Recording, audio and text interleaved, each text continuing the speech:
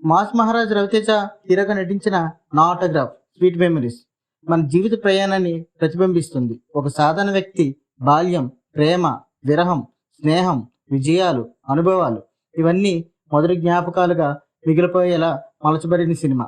ప్రతి ఒక్కరికి తమ జీవితంలో కొన్ని సంఘటనలు గుర్తు చేసేలా ఉంటుంది. ఈ సినిమా మనందరినీ భావోద్వేగంతో కదిలించడానికి ఏప్రిల్ 5న 4K రీ రిలీజ్ అవుతుంది. ఈ సినిమా కథ విషయానికి వస్తే, ఓ యాడెన్స్లో పనిచేసే శ్రీనివాస్ అలియాస్ రవితేజ తన పెళ్లికి చిన్ననాటి స్కూల్ మిత్రుల్ని ఆహ్వానించేందుకు సొంత ఊరికి బయలుదేరతాడు. ఈ క్రమంలో తన జీవితంలో జరిగిన ఒక్కొక్క సంఘటనను గుర్తు చేసుకుంటూ ఉంటాడు. అందులో భాగంగా హై స్కూల్ రోజుల్లో తనతో చదివే విమల అలియాస్ మల్లికను శ్రీనివాస్ ఇష్టపడతాడు. కానీ 10th పూర్తి కాగానే మల్లికను వేరే కాలేజీలో చేర్పిస్తారు. దీంతో శ్రీనివాస్ తొలి ప్రేమ అలా ముగుస్తుంది. శ్రీనివాస్ తండ్రికి కేరళ ట్రాన్స్ఫర్ అవుతుంది.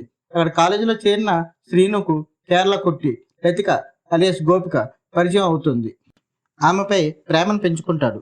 తను ప్రేమిస్తుంది, కానీ ఆమెను మాధవన్ అనే మరో కేరళ కుర్రాడితో ఆమె తండ్రి రహస్యంగా పెళ్లి చేసేస్తాడు. లతిక తను మోసం చేసిందని భావించిన శ్రీను దేవదాస్ అవుతాడు. కొడుకు పరిస్థితిని చూసి తండ్రి మందలించడంతో శ్రీను కొత్త జీవితం కోసం హైదరాబాద్ వెళ్తాడు. హైదరాబాద్లో అతని జీవితాన్ని దివ్య అలియాస్ భూమిక మార్చేస్తుంది. దివ్య పరిచయం వల్ల శ్రీనుకు ఉద్యోగం రావడమే కాదు, అన్ని ప్రేమలను మర్చిపోగలుగుతాడు. కానీ చివరికి దివ్య తన జీవితాన్ని అనాథల కోసం అంకితం చేయడంతో శ్రీను తల్లిదండ్రులు కుదిర్చిన అమ్మాయిని సంజను పెళ్లి చేసుకోవడంతో కథ ముగిస్తుంది.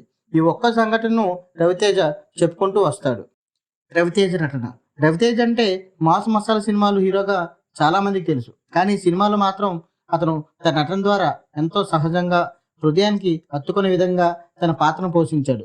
చిన్నతనపు అమాయకత్వం, యువకుడిగా ప్రేమలో పడ్డప్పుడు ఉత్సాహం, చివరికి జీవితాన్ని అర్థం చేసుకుని గంభీరత ఈ సినిమా రవితేజ కెరీర్లో చాలా ప్రత్యేకమైందని చెప్పవచ్చు. కీరవాణి మ్యూజిక్. ఎంత మంచి కథ ఉన్నా ఆ కథను బలంగా నిలబెట్టేదే సంగీతం. ఈ సినిమాలో ఎంఎం కీరవాణి గారు సంగీతం మన మనసును తాకేలా ప్రతి సందర్భానికి తగ్గట్లుగా అద్భుతంగా ఉంటుంది.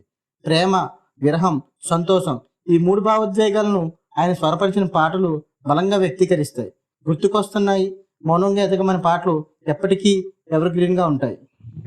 ఈ సినిమాను ఎందుకు చూడాలంటే, ఓ మధురమైన ప్రయాణాన్ని మళ్ళీ అనుభవించడానికి, రవితేజ గారి విభిన్నమైన నటనను ఆస్వాదించడానికి, కీరవాణి గారి అద్భుతమైన సంగీతాన్ని థియేటర్లో మళ్ళీ వినడానికి, నిజమైన ప్రేమ అనుభూతిని తిరిగి గుర్తు చేసుకోవడానికి. ఈ ఏప్రిల్ 5న మీ ఫ్రెండ్స్, ఫ్యామిలీతో కలిసి నా ఆటోగ్రాఫ్ స్వీట్ మెమరీస్ సినిమా చూడండి. ఓ అందమైన ప్రయాణాన్ని మళ్ళీ అనుభవించండి. థియేటర్లో సినిమా చూసిన తర్వాత మీ అనుభవాల్ని కామెంట్ చేయండి. మీకు ఈ సినిమా గురించి ఏమనిపించింది? రీ రిలీజ్ అనుభవం ఎలా అనిపించింది?